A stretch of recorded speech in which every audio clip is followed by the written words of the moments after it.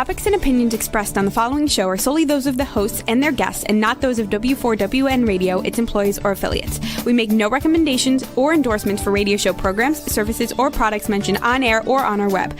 No liability, explicit or implied, shall be extended to W4WN Radio, its employees, or affiliates.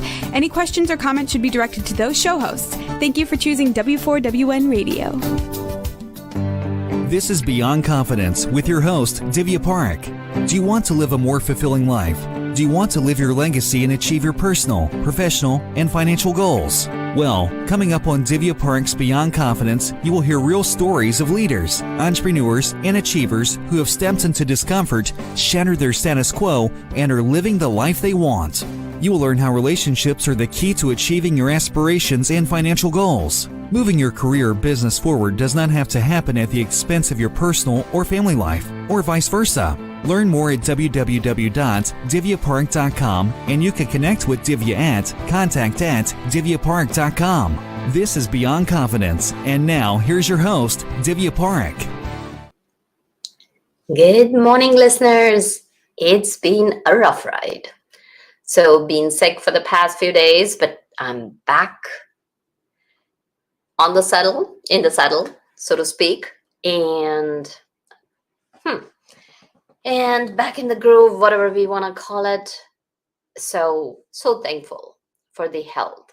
And that's one of the things to be so grateful about, not only for this season, but throughout the year. And I'd say that if you're feeling healthy, gosh, like the whole perspective on life is so much different. So I do want to thank each and every one of you who have got our books, especially Expert to Influencer and the Entrepreneur's Garden, and you are sharing such success stories with us after reading books. And if you have a story, please send it to us and we'll share it with the audience. And thank you. And for those of you who have not got it, please get a copy of your books, because partial profits from the book sales go to kiva.org, where we help entrepreneurs across the globe. And folks, I highly encourage you to spend that 1 hour of your time every month helping someone with no strings attached. So let's welcome our guest. Welcome, Lois. Hello. Thank you very much for having me. I appreciate it. Yeah, it's wonderful to have you.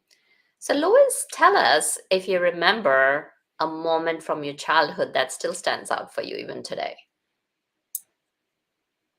Well, that's a good question. I would say there was a point where in junior high, we were doing a sewing class. And after the sewing class, we had a fashion show.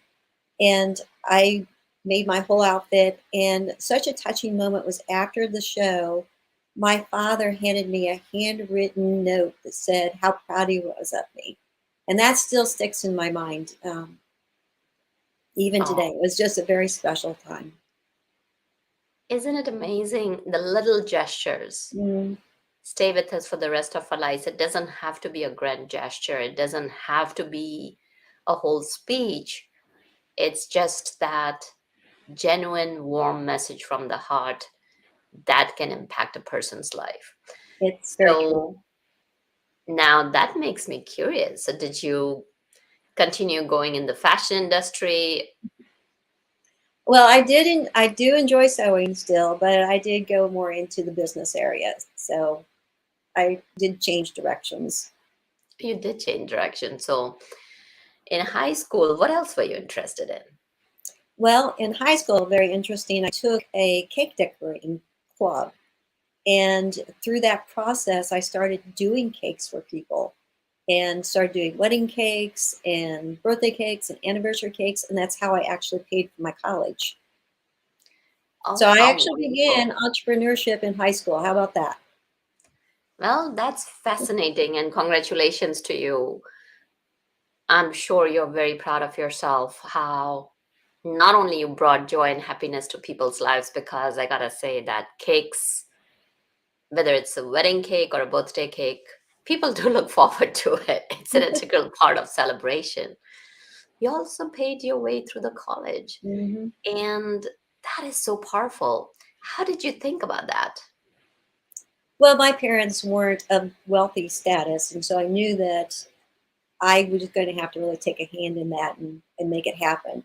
So it was, I mean, it makes you very proud to say that you participated and you took control of that. And I guess that increased my desire of being a business owner because I guess I have a little bit, maybe I have a little bit of a control issue now. So, like when you started baking cakes, how did you find people? Like, how did you know that people were interested in your cakes, and how did Well, you find for them while you were in college? that is just an amazing thing that happened. After I started taking this club, a friend of my mom's, a family friend, was getting married, and my mom volunteered me to do her wedding cake.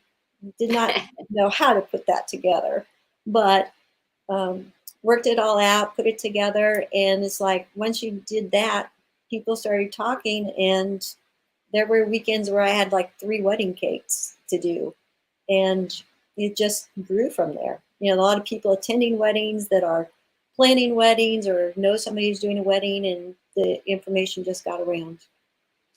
So it was all organic. It It was all was in the organic. quality. Well, this was a It was quality. long time ago, so there wasn't any type of internet type thing. It had to be word of mouth. And it's powerful. And a lot of people forget. A lot of people are like, oh, we gotta be on social media. I gotta do this. I gotta do that.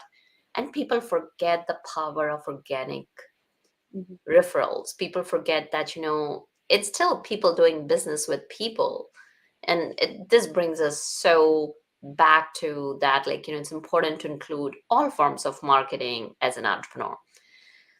So while you were in college, college is tough. College is also time to get into fun and have parties and, of course, get wasted, which is, of course, we're not going to say that. A lot of kids we are talking about, oh, they're not 21 yet, and how can they do it? And of course, we know that they still do it. So, how did you find time to continue making, baking cakes and still getting through the college? I'm kind of a strange person, I guess. I didn't get into the party scene and stuff. I was just too focused. You know, when you're paying for college on your own and you know that your next payment has to come from the next job that you do, you really focus in on things. So I wasn't distracted. Well, that's powerful, right? As Jim Rohn says, either you pay the price of discipline or you pay the price of regret. So, there's nothing strange about it. You were focused on your goal. You wanted to get through college. And if you were doing two things at the same time, you didn't have time for the additional time for fun, and which is fine. And if kids are having fun and still working through it, it is so dependent on an individual. A lot of people think that there is a one size cookie cutter or one size fits all. It's not so. The key is what works for you. So what was your major in college? And after you got out of college, where did your life take you? Okay, well, my main goal going to college was that I had already done cakes. I had spent a summer working with taking floral classes, and I'd actually spent a summer working at a bridal shop that sold gowns. So my Mm, original goal was, and I don't know why, but I wanted to go down to Georgia and open a full service bridal shop. So the mhm. only area that I needed more education was with photography. So my degree was a major in business and a minor in photography. And the summer before my senior year, my whole goal was to work with a wedding photographer so that I could get that part down. And so I did get a job with a wedding photographer, became his assistant. After about 5 months of being his assistant, he thought I could actually start photographing weddings. So he actually invested in me a complete professional photography system, and I started doing weddings on my own. And so, driving home for the weekends to photograph weddings and do all these things. And strangely enough, we fell in love and I married him. Oh, that is a adorable story. And so I didn't go to Georgia. I stayed in Indiana, and we worked the photography studio. I became kind of the business manager of the photography studio, and we grew to one of the top 5% photography studios at the time in the country. And so we did weddings. There was a time where we did 250 weddings in a year. And we did high school seniors and family portraits and children. So we'd been very busy with that process. And actually just recently retired that business a couple of years ago. And now I'm completely focused on just the marketing, specifically towards internet marketing. Oh, what a lovely story. And I'm assuming you're still married to that Yeah, husband of yours. still married. So, kind of curious, you grew together and you grew your business together. So, what would you share that? How did you take it to that top 5%? I think part of it was just the fact that we divided up for our specialties and really focused on what we did best. Hmm. Because it is hard. I will be very honest to everybody. It's really hard to spend 24 hours a day with your spouse and in a working situation. It's like, so those of you who say, I'm going home to get away from my boss, well, that didn't happen for me. So just really working on our own specialties, communication, just making sure we talked about things and what was going on and, organized things. Hmm. So you mentioned that you can get away from your boss. So many times that happens is that quite a few of my clients say that I love my spouse to death, and yet I would not be able to work with her or Mhm. him. So I'm sure that you both had your own fair share of butting heads. How did you get around that? Just communication, just knowing where our boundaries were. And how did you establish it? Sometimes, like, you know where the boundaries are, and still that's like, okay, let me push that button. I just tell him that I'm the boss, so he needs to listen to me. So, Yeah, well, he knew I, that if he kept you happy, then things would be okay. yeah. Happy wife, happy life, right? Right. Or, like, it's one of my clients says this, and it's so funny. He says, I've learned two words. Yes, dear. And there's so much power in those two words that Yes. he's he's married for 30 years, and Mhm. I'm like, interesting. Yeah.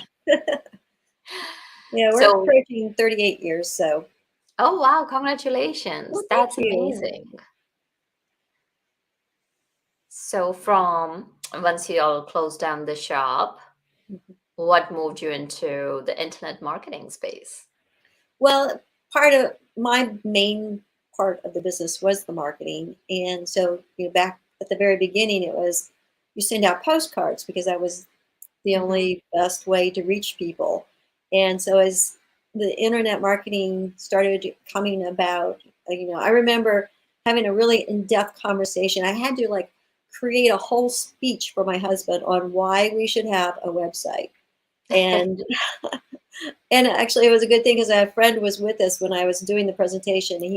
The friend was like, "Yeah, she's right, Jim. You need to do this." And so, and we were for the photography studio. We were always at the beginning of the internet type of things.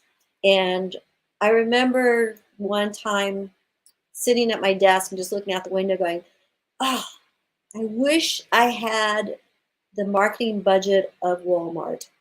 Wouldn't that be amazing if I could just have the budget that Walmart has?" And just feeling like that's such a bummer that the big corporations have the opportunity to have so much to available to them.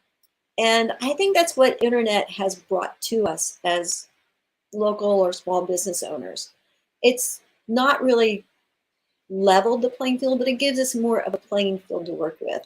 And that is where I think that a lot of small businesses really need to put a lot of effort into focusing on what the internet offers to them as far as being able to be in front of the right potential customers.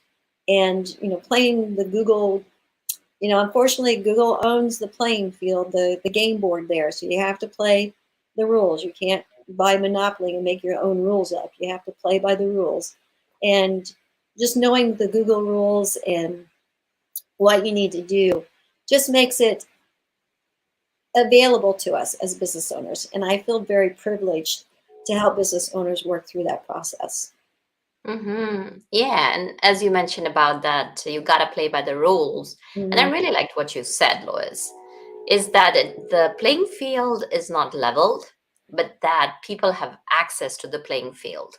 Mhm. And it's still a reality that there's so many companies, who can hire people who are doing SEOs for them day in and day out. They have the Google AdWords, they are experts in it, and especially if you put in any keywords, you Mm. will Yeah. see that at the top 4 or 5 people who have advertised capture the major share of the market. So now in that situation, share with us, how can internet marketers still get a piece of the pie, and how can they go about it?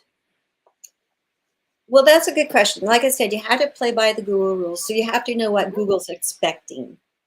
They have the term of black hat and white hat marketing. And black hat is the concept of, let me see how I can squeak around these rules and tweak them a little bit so that I can get on top. Where Google has gotten so, they're just so smart. And they know and can tell when you're trying to outsmart them. And you get penalized for that. The white hat on the other side is following the Google rules and making sure you do what they expect of you. And they have made some changes over time, and it's important to know what the updates are. Like some of the updates that they've done, if your website is not mobile friendly, not the fact of, oh, yes, you can see my site on the mobile phone, but you have to be mobile friendly to Google's expectations. And they have a site where you can go and check and see if you meet their qualifications. But if your site's not mobile friendly to Google standards, you cannot get on the first page. You just cannot. There's no way. And if your site is not fast, because 90% of the people are looking for things on their mobile phone. And I have heard now that we now have the attention span less of a fish. So we have to really make sure that things come up quickly on mobile phones. So if your site does not fit the Google speed requirements, you cannot get on the first page. Hmm. So those are two really important things. Yeah, no, Um, those are very relevant points. So, Lois, can you share with us, if you remember, the site where people can go and check if they're meeting all the specs for the mobile friendly website? I will include that on the links I will include that on the form of the links that I sent to you. But if you do a search for Google Speed Report, it will come up Hmm. because Okay. it's a long URL. Got it. Mhm. So that's the keyword search, Google Speed Record. Fantastic. Mhm. So now you have talked about these two. Do you want to know What? a couple more? Of course. Okay. Another big one that Google added is that if you are not getting Google reviews, then you're probably not going to get very high on the search engines, because Google reviews shows Google that you are an active business. It also shows that people are responding to you, whether they're good reviews or bad reviews. People know that you're actually an active business. Now, of course, we all would love to make sure everybody has good reviews, but unfortunately, 75% of the people that you make happy will not leave a review.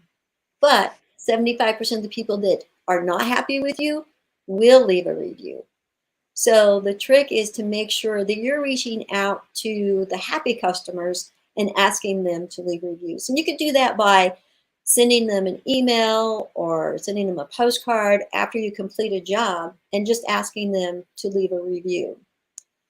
Usually, if somebody who's happy is asked to leave a review, 50% of them will. So that helps to increase your reviews that you're getting up. Another interesting one, which this one's really hard to grasp, but Google is now rewarding websites who get more clicks.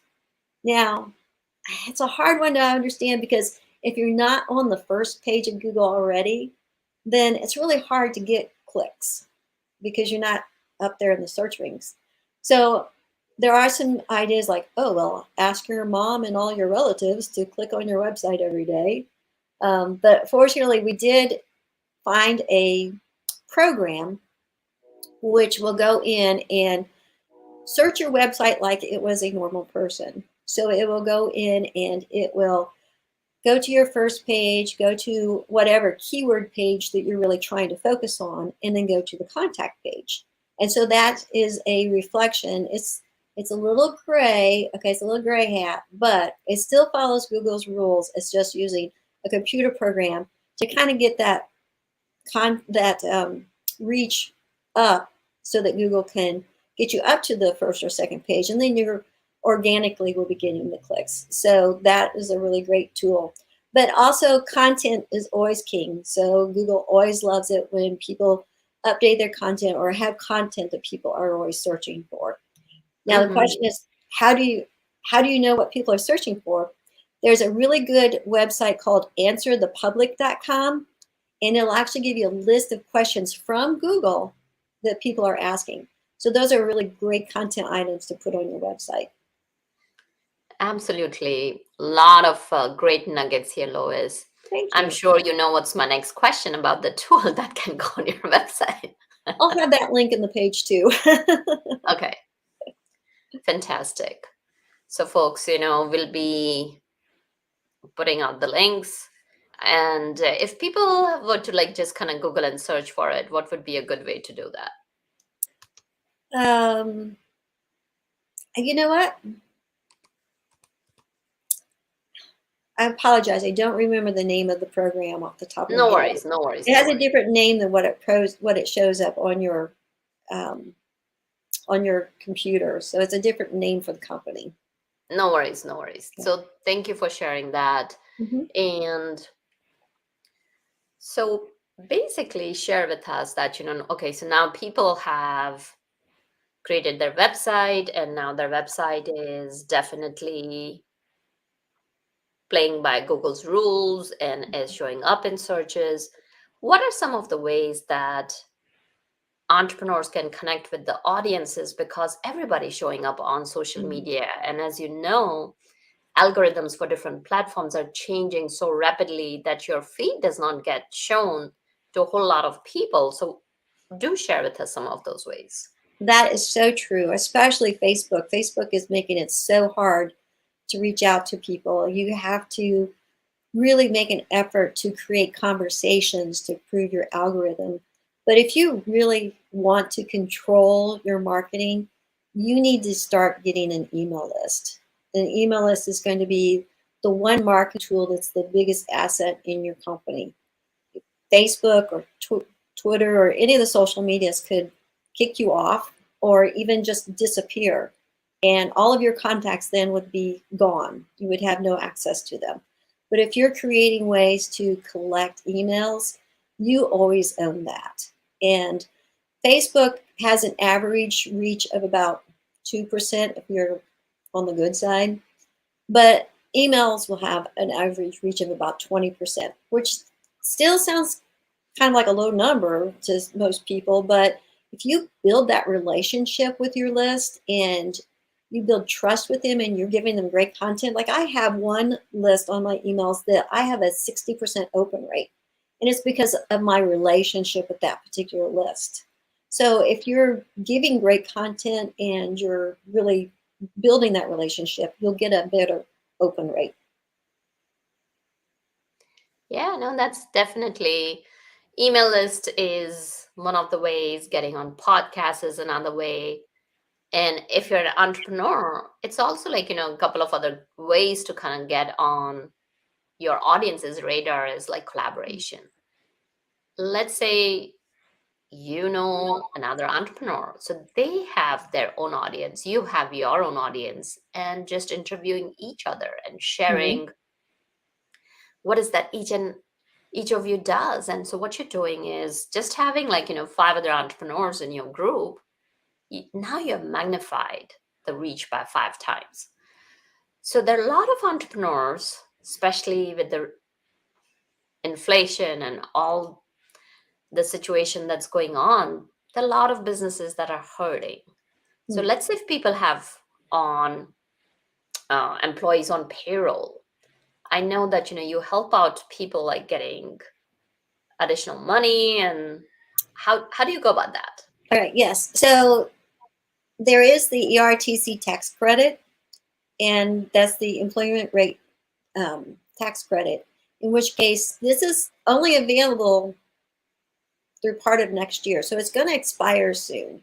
So one of the really important things is that if you are a business that had W-2 employees during the last 2 quarters of 2020 and the 4 quarters of 2021, you actually could qualify for the ERTC, which averages about $26,000 per employee.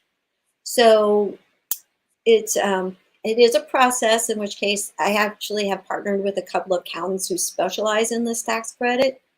So if you go to claim your ERTC.pro, there's a whole form there to fill out to see if you qualify. There's no cost to find out if you qualify.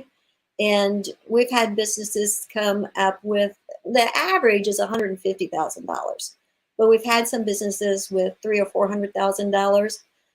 It's between 500 and 500 employees. I don't know why the government has that restriction, so please don't ask me. But if you have between 500 and 500 employees, were partially closed or had trouble getting supplies or had a decrease in your income between 2019 and 2020 or 2021, you could qualify for this tax credit. And so it's, I mean, going into an inflation time or battling through this inflation, who couldn't use an extra $150,000 right now? Yeah, very true. Very true. So no, that's a good way, and people can connect with you. So how could people connect with you? Well, I am JFT Web Marketing, so they can send me an email at info@JFT Web Marketing. I'm on LinkedIn as small business, and I on all the social media platforms, so you can pretty much find me about anywhere.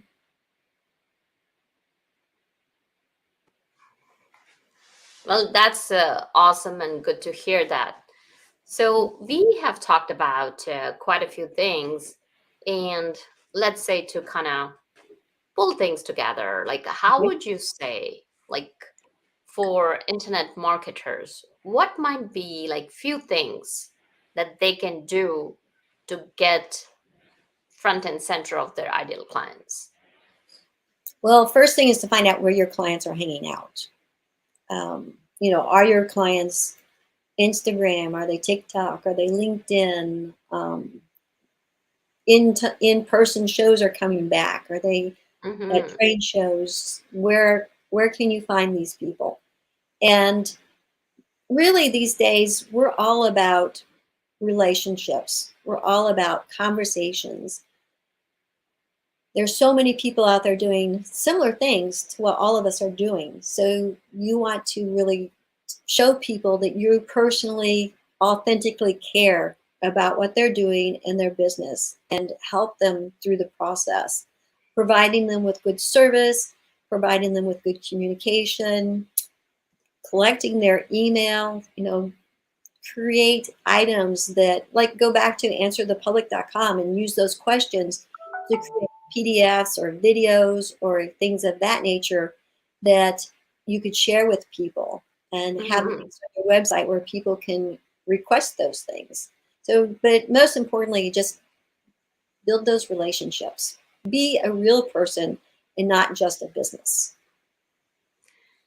No, that's definitely makes sense because when you have those relationships with people, there's nothing more powerful than that. Now we are nearing to the end of 2022 as people get ready to step out.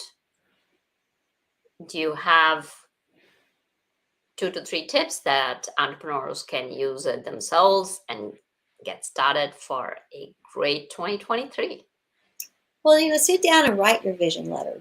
If you don't have a plan or you don't know what you want to really accomplish this 2023 year, then you're kind of like just getting in your car and starting to drive. You won't hit your destination because you don't know where you're going. Mm-hmm. Seek out help. There's so many coaches out there that are just doing amazing jobs. I'm not a coach, I'm a marketer, but if you are looking for a coach, Divya will have great referrals, a great content herself, but find a coach. Things are complicated these days. It's really, really hard. And having somebody in your corner doing a rah-rah for you is a good thing. But be be conscientious about what's available to you through the internet. Google obviously is the king, so you want to see what you can do with them. Absolutely. And you did mention, you talked about Google and you also talked about email addresses. So, any tips on automating and usually, like, what to send and how often to send? Oh, yes, definitely. Well, I actually am a Constant Contact partner, so I love the platform of Constant Contact. And if you would like to contact me, I can get you a 30-day free trial. But you want to create your video or your PDF to get people to sign up for it first. And then with Constant Contact, then it will automatically send them what they requested. And then you can automate up to, I think it's 200 emails, which you really have to sit down and create a plan to automate 200 emails. But do an automation to what those people are, what would they want next? What information can you share with them?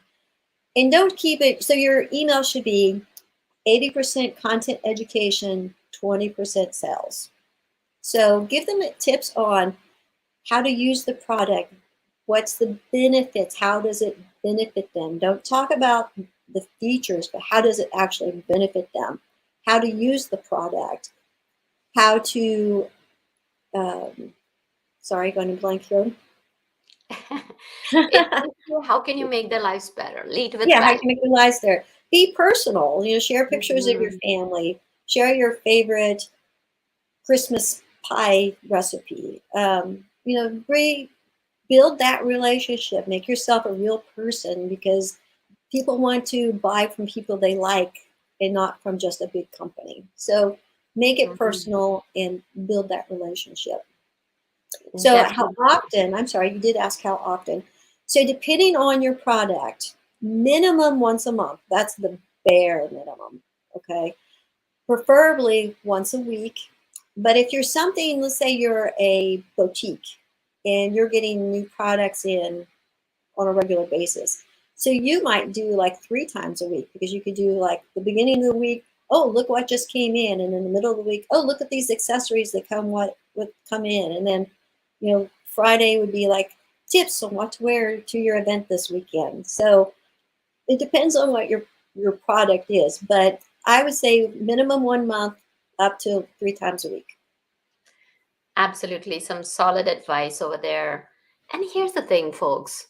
Lois, I really like what you said is that provide value. And to me, it's all about providing value and people. So here's the numbers game. Like, out of 100 people, maybe 5% of people will want to work with you immediately. And for some, it's like getting to know you, like if they're there for you or not. Like, so if you're providing that value consistently over the years, and it's so amazing that I had somebody on my list from 5 years and they recently became a client. So you never know when somebody's ready. So super important to reach out and provide value, because when you're providing value, that's one of the reasons we become entrepreneurs, is to make a difference and drive impact. And as you mentioned, it's about building relationships. And automation does work, especially if you're on vacation or something like that. You can schedule months in advance or weeks in advance. So you don't have to worry, oh gosh, I gotta be present here. And of course, if somebody's answering back to you, then it's super easy to just kind of check your email 10-15 minutes a day, even if you're on vacation, and answer to them. So some solid tips here. Thank you, Lois, for joining us. Any couple of Thank you last for things having that me. you'd like to share? Don't be afraid. It's a big world and there's a lot out there available to you. Just take it a step at a time. And as suggested earlier, do your vision letter to yourself and decide what you're going to do next year. What's your goal? I don't like to say goals because that discourages people, because they think, oh, I can't meet that. I recently talked to a guest on my podcast, and she talked about tiny habits and how you take tiny steps towards these items that you want to reach every quarter. So think about your vision letter and what are your tiny steps that you can take to get to those points. Well, thank you, Lois. It was a pleasure to have this conversation with you. And I'm sure that listeners, you got a ton as well. So thank you, listeners, for joining us. And I continue to be so grateful for each and every one of you, because without you, the show would not be possible. Thank you, Juan, for all the technical support and making the show possible. So be well and take care, and I'll see you next time. Thank you for being part of Beyond Confidence with your host, Divya Parekh. We hope you have learned more about how to start living the life you want. Each week on Beyond Confidence, you hear stories of real people who have experienced growth by overcoming their fears and building meaningful relationships. During Beyond Confidence, Divya Parekh shares what happened to her when she stepped out of her comfort zone to work directly with people across the globe. She not only coaches people how to form heart connections, but also transform relationships to mutually beneficial partnerships as they strive to live the life they want. If you are ready to live the life you want and leverage your strengths, learn more at www.divyaparekh.com. And you can connect with Divya at contact@divyaparekh.com. We look forward to you joining us next week.